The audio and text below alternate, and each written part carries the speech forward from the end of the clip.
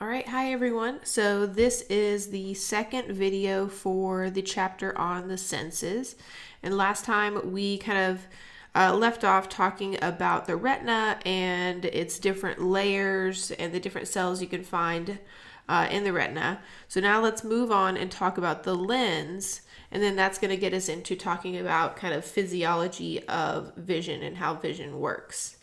All right, so the lens is the structure in the eye that light is going to pass through. All right, and it's primarily composed of elastic fibers because it needs to be able to kind of stretch and bulge to bend the light, and clear cells. So it's essential that the cells are clear because light has to be able to pass through the lens, right? And so if the cells are not clear, it's gonna kind of disrupt that light and bend it in, weird ways, which is actually what you see with cataracts, all right? So cataracts are a condition where the lens becomes cloudy or opaque, all right? So the lens is cloudy. And typically that's from kind of a protein buildup in the lens. And so it makes it very difficult for light to get through the lens, thus affecting vision, right? And making it difficult to see. Okay, so that's cataracts. And so the function overall of the lens is to bend light in order to focus it onto the retina. All right, so in order to be able to see an image clearly, something that we're looking at, light. So if we look at this eye here, all right, so light coming into the eye, all right, has to be bent and focused onto that, remember, macula densa area of the retina. All right, so bending that light so that it focuses just on the right exact point on the retina is the function of the lens. Okay, so it needs to be clear and it needs to be able to kind of stretch and relax. All right, so let's talk about some physiology. So the idea in general that light bends as it moves through a different medium is called refraction. All right, so if you think of light as it goes through the air and it hits water, right, hitting that water will bend the light, right? It's going to refract the light. The lens is going to do the same thing. Okay, and so the more a lens is rounded, right? So if we can compare this kind of more narrow lens here to this one that is more bulged and round here, the more it will bend light. All right, so the more round the lens, the more it will bend the light. The more flat the lens, the less it will bend the light. Okay? All right, so let's kind of compare what's going on when you're looking at an object really far away relative to an object that is much closer. All right, so when you're looking at far away objects, the light from those objects essentially runs parallel. All right, so the light is parallel. Whoops. And so you can see that here, right, on this picture. So this little image of an R is being viewed from far away, and that light is approaching the eye, and it's essentially parallel. And so that means that the lens doesn't have to work very hard to focus that image onto the retina, right? So it only needs to bend the light a little bit, which means that that lens is going to kind of flatten in order to only bend the light a little bit. Okay, so the lens for far away objects, right, the lens will flatten. Okay, and so as a result, that only bends the light slightly. All right, and so then the opposite would be true when you're looking at something that is very close. So when an object is very close, we say that the light rays diverge. So they're going to move kind of in opposite directions instead of being parallel. So you can see that here. So this R is really close now, and these light rays are kind of moving right away from each other like this. And so that means that the lens is going to have to bend the light a lot more in order to now focus it onto the retina. And it does that by bulging, okay, or becoming more round. Okay, so the lens bulges. All right, so that is going to bend the light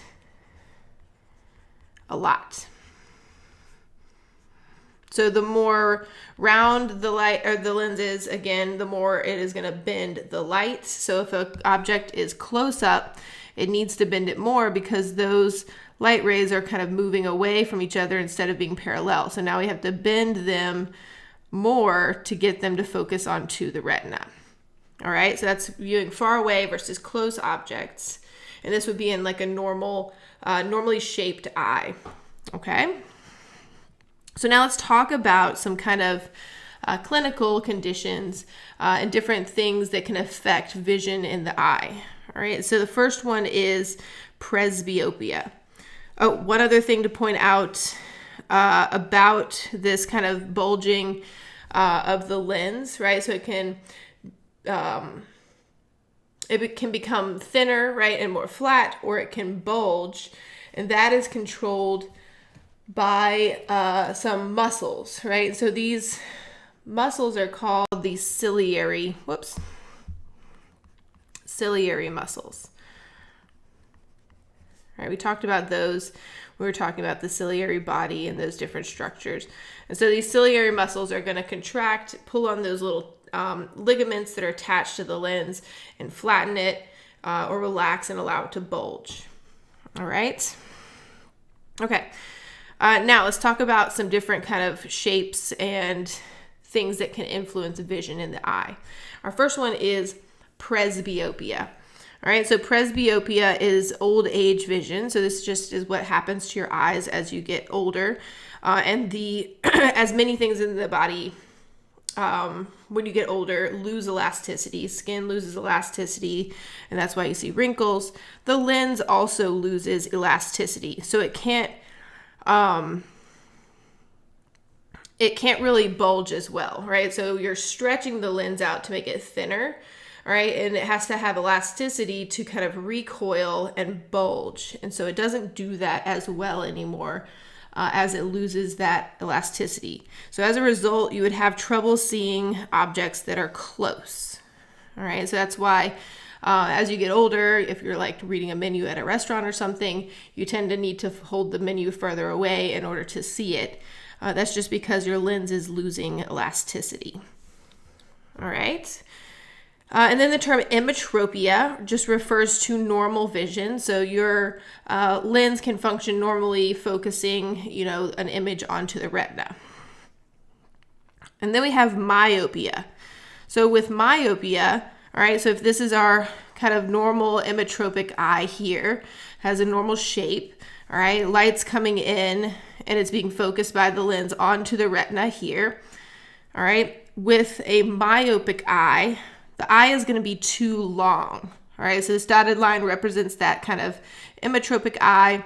With myopia, the eye is too long, and so as a result, the image, if the lens does what it normally would do, would be focused in front of where the retina actually is. All right, so it's not focusing it far enough back to get it to the retina. Okay, so myopia, the eye is too long, the image is focused in front of the retina, and so your eye tries to compensate for that fact. All right, so in order to compensate for it, it's going to flatten. All right, so it's almost like the eye is, think of it as like the lens is bending the light too much, so it's in front of the retina. So now it needs to bend it a little less. So it's going to flatten so it can reach it further back here and actually get it onto the retina. All right, so to compensate, the lens will flatten, all right, when you're looking at something that is really close. And then that way it can be focused all the way back to the retina, which is further back. Okay, and so this person would be nearsighted, which means that they can kind of adjust and compensate for the size, kind of the shape of their eye by flattening that lens, and so they can see close things. So they're nearsighted. However, because the lens is flattening to see close things, it really can't flatten much further to look at far away objects. So typically someone with myopia would need lenses to help them see things far away, right? So they can see things close, they're nearsighted, right? But they have trouble seeing things far away because their lens is now already flattened. So they can't flatten it anymore to see those far objects. All right, so that's myopia. Let's talk about hyperopia. So hyperopia would be the opposite problem. So with hyperopia, the eye is going to be too short. All right, so this dotted line again is our emmetropic eye. All right, so now with hyperopia, the eye is too short, meaning if the lens does what it normally does, it's going to focus that image beyond, right, or behind the retina. Okay, and so to compensate for that, the lens is going to bend the light more so it can focus it a little closer. All right, so it's going to bulge to bend the light more. And that'll help it to see far away things. Okay, so this individual will be farsighted, but kind of like we had the same problem with our myopic eye, the lens is now bulged to see far away objects. It cannot bulge anymore to focus on things that are close. So this individual would need lenses to help them focus on close objects. All right. So that's hyperopia. So hyperopia, the eye is too short, meaning that the lens is focusing the image behind the retina. To compensate for that, the lens is going to bulge to look at far away things, making that individual farsighted. They can see those far away things, but now they can't see close objects. All right, and then our last kind of clinical condition is an astigmatism. All right, so an astigmatism is an irregular curve to the actual cornea. All right, so that, remember, this is the cornea out here. So it should be nice and smooth and kind of rounded. But some people have these kind of curvatures, right, or bumpiness to their cornea, right? And remember, when light passes through a medium, it's going to bend slightly. And if this is all wavy, it's going to bend the light in very irregular ways. All right, and so that is an astigmatism. Okay, and so with this, the vision becomes kind of blurry, right, or distorted.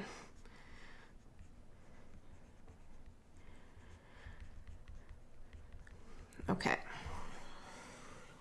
All right, so our last thing while talking about the eye is just to kind of go over the visual pathway of information from the eye to the brain, okay? And so the interesting thing about the eye is looking at how these kind of fibers cross over from one side to another, and then other fibers do not cross over. All right, so fibers from the medial retina, so, all right, that's what we're saying here. Fibers from the medial retina cross, and they cross at the structure called the optic chiasma. Okay, so we have, so the medial retina, that means this part of the retina, right? The medial part of the retina here, all right? So fibers, meaning axons, right, coming from that medial retina are going to go through here, and then they cross over to the other side of the brain in this structure here, which is called the optic chiasma. All right, so this, come on, pin, there we go. All right, this is the optic chiasma. All right, we have our retina right here. Those fibers are going to leave the retina through the optic nerve here. Right, they're going to travel through that optic chiasma. The fibers coming from the medial retina will cross over in that optic chiasma. The fibers from the lateral retina here actually stay on the same side, all right? And so then they travel through, coming out of the optic chiasma.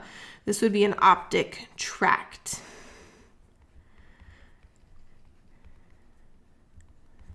Okay, so medial fibers cross over, lateral fibers do not. And so that means that one side of your brain, right? So it's kind of color coded in this picture as blue, right? So the right side of your brain in this picture is going to process information from your entire left visual field, okay? Because you have these fibers here from the lateral side of the right eye that are getting this information, right? And then you have the medial fibers from the left eye that is getting this information, all right? And then those are all going to travel to the right side of the brain. Okay. So retina goes to the optic nerve, right? Then maybe cross in the optic chiasma, depending on if it's medial or lateral fibers. And then they travel through the optic tract. All right, so then from there they go to the occipital lobe where visual information is processed. All right, and so then we can just say the right occipital lobe processes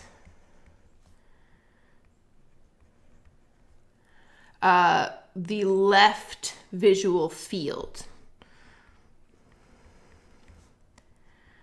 And then the opposite would be true for the right side, right? The right visual field. Okay. And one interesting thing, kind of understanding this anatomy, is what the effect of a pituitary tumor could be. All right. And so if you kind of remember from when we talked about the brain, the pituitary gland is actually located very, very close to this optic chiasma. All right. And so it kind of hangs down very close to the optic chiasma. And so if you get a pituitary tumor, it is going to press on the optic chiasma. All right. So it's going to put pressure on that optic chiasma as it grows and gets bigger. And what's going to be affected is going to be these fibers from the medial retina that are crossing over there in the chiasma. So typically someone with this kind of pituitary tumor would have trouble with their peripheral vision, right? So this kind of peripheral area of their vision that's controlled by those medial fibers are going to be affected by a pituitary tumor. Okay. So we're going to leave it there for the eye. And now we're going to move on to the ear. So we're going to focus on kind of anatomy of the ear and structures. And then in the next video, we'll talk about physiology and how hearing and balance and equilibrium work within the ear. All right. So the ear, we're going to start externally and work our way in. So the external ear, we have the kind of cartilage portion of the ear that is called the auricle or the pinna. All right, so that's this part here. It functions kind of like a satellite dish to funnel and collect sound waves and direct them into the actual ear canal. So this structure is called the external auditory meatus. All right, so that's just the canal that connects the outside of the ear to the inside of the ear. It travels through the temporal bone, right, to reach the portion of the middle ear. All right, and in this structure, we're going to have stratified squamous, all right, traveling through that meatus. All right, so this is going to be stratified squamous. And one thing to kind of always remember in anatomy and physiology is anything where an opening is open to the outside of the body, typically there you're going to find stratified squamous tissue because you want that extra protection when part of the body is exposed to the outside. So that external auditory canal is going to be lined with stratified squamous tissue. It's also going to contain ceruminous glands. Remember, these make wax. So that's going to be what's making the ear wax that's inside of your ear. That wax is going to help to trap any debris and dust that gets into that external auditory canal. All right, and then if we follow that external auditory canal internally, somewhere right around here, we will find this structure, which is the tympanic membrane. Okay, so we'll point that out. That's our tympanic membrane right there. The tympanic membrane has two tissues, right? So two epithelial tissues, one on either side. Okay, so the side that is facing externally, it's facing that external auditory canal. All right, so this is the external side, has stratified squamous. Okay, and then below that stratified squamous, we have a layer of elastic fibers, because the job of the tympanic membrane is to vibrate and move with the sound waves. So it needs those elastic fibers in order to be able to respond to those sound waves. Then internally, it is going to be covered with simple cuboidal. All right, so that's going to be on the internal side. So if we're looking at this, right, so this side of the tympanic membrane is going to have stratified squamous, and then from this side, it's going to be simple cuboidal. Okay, so two different epithelial tissues. Sandwiched in between them is going to be a bunch of elastic fibers. All right, and again, its job is to take a sound wave, right, entering the ear like this, right, is going to hit that tympanic membrane, cause it to vibrate.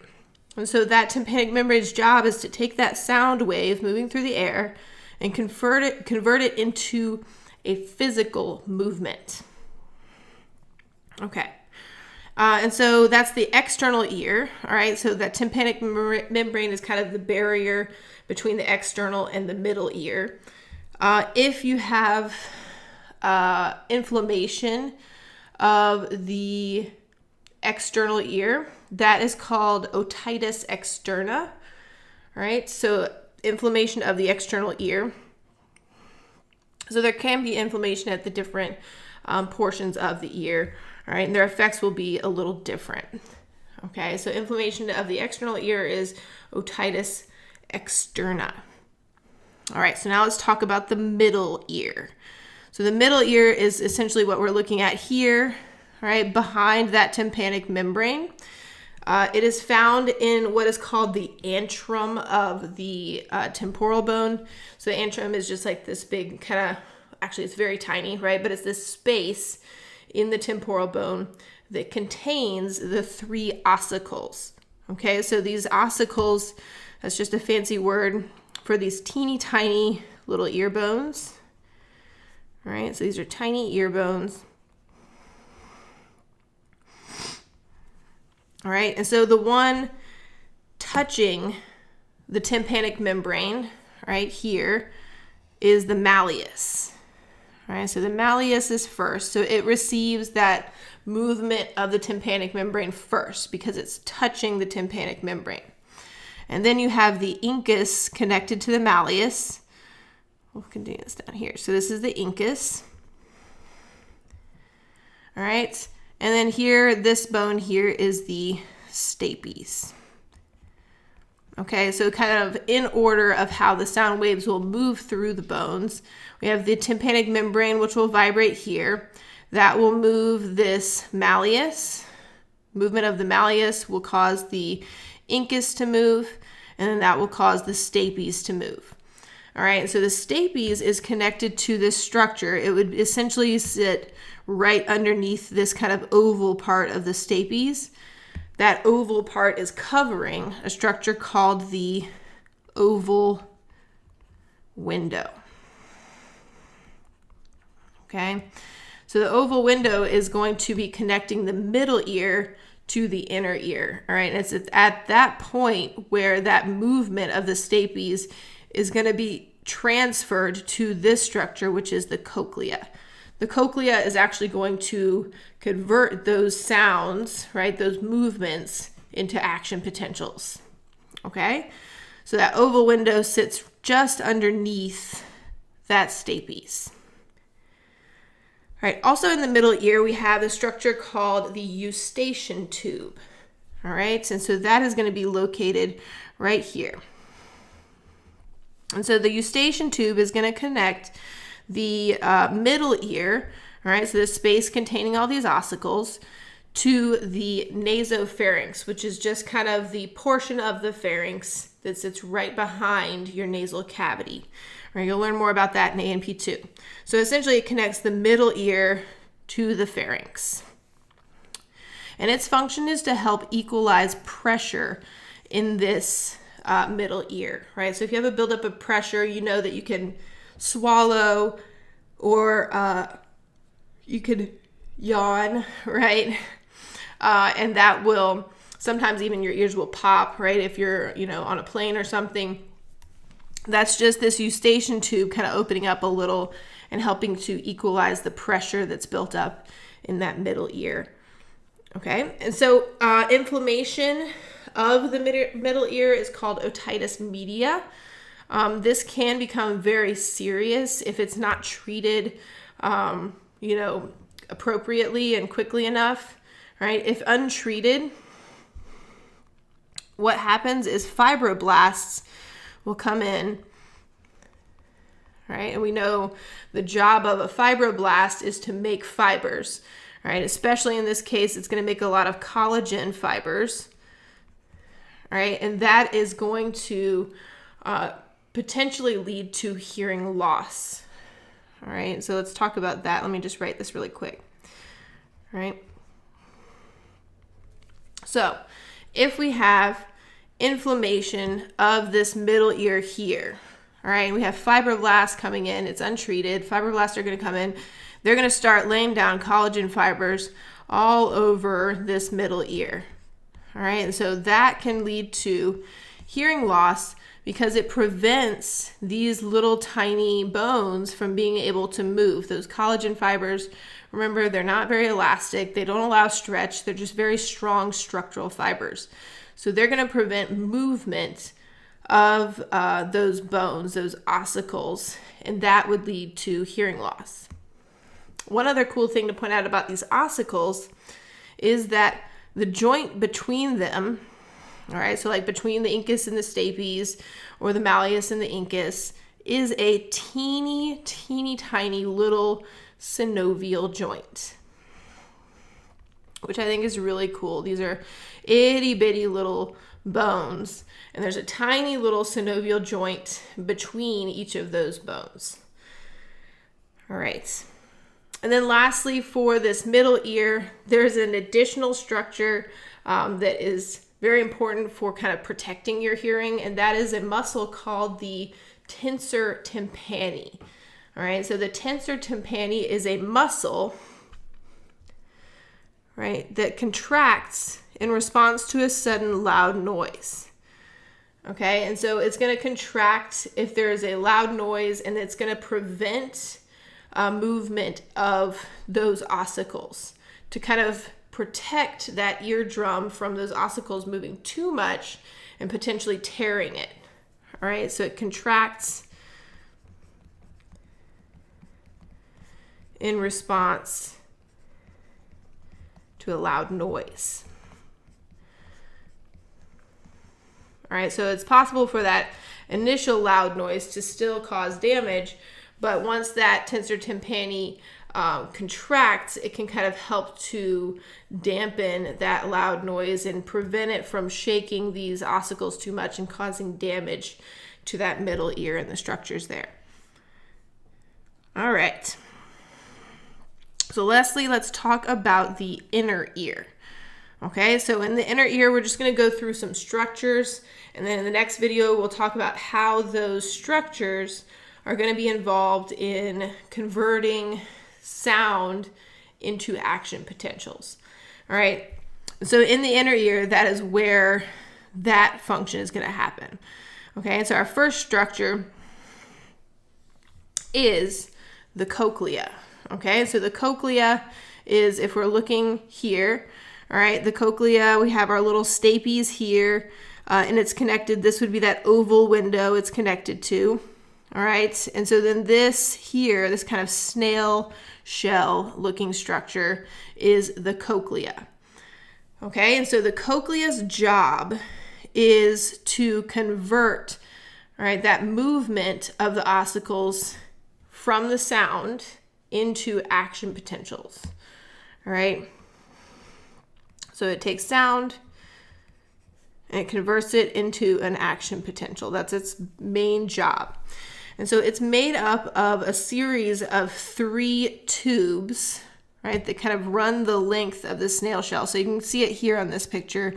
They've kind of uncoiled that snail shell kind of structure, right? You can see there's 3 tubes that all kind of run parallel, and then they're all kind of coiled up into that cochlea structure.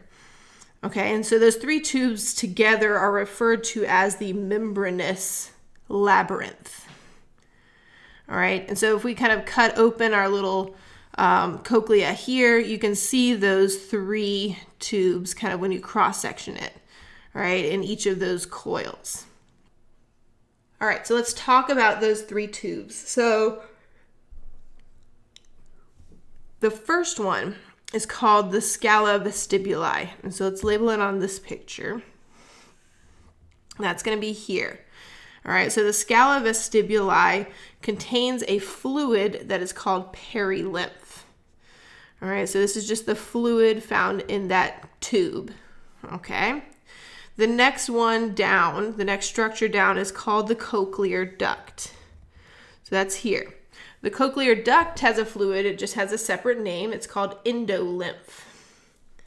And then the bottom tube of our 3 here is called the scala tympani. All right, and so it contains also perilymph. Okay, and so the reason we have perilymph in both the scala vestibuli and the scala tympani is because if you look at this structure, kind of the way it's arranged, we have our scala vestibuli here.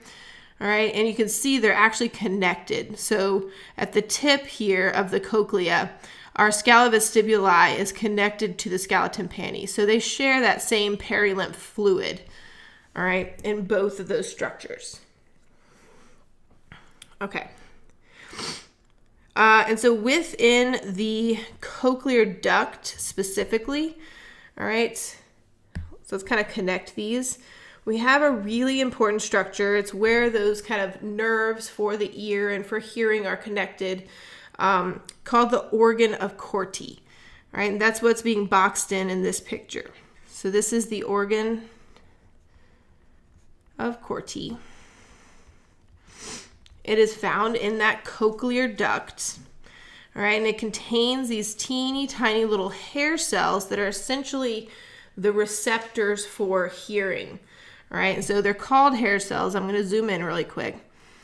All right, because it's going to be like these 3 little cells here. Okay, and they're called hair cells because they have these little tiny hairs on top of them. All right, and so those hairs are going to be essential for converting that movement, right, from those ossicles into action potentials. And so you can see these cells are connected on the bottom to this yellow, which would be part of a nerve, right, a neuron. Okay, so those hair cells sit in the organ of Corti, all right. They sit on top of what is called a basilar membrane, all right. So the basilar membrane would run across here. Okay, we can label that. So this is the basilar membrane. All right, and then there are little hairs on the top that I was just showing to you are attached to this structure, which is called the tectorial membrane. All right, so tectorial membrane. Okay, good. All right, so that's our organ of Corti. It's going to be responsible for taking that movement caused by the sound waves, and it's going to convert that into action potentials. All right, and so we're going to pick up on that and how that actually happens in the next video.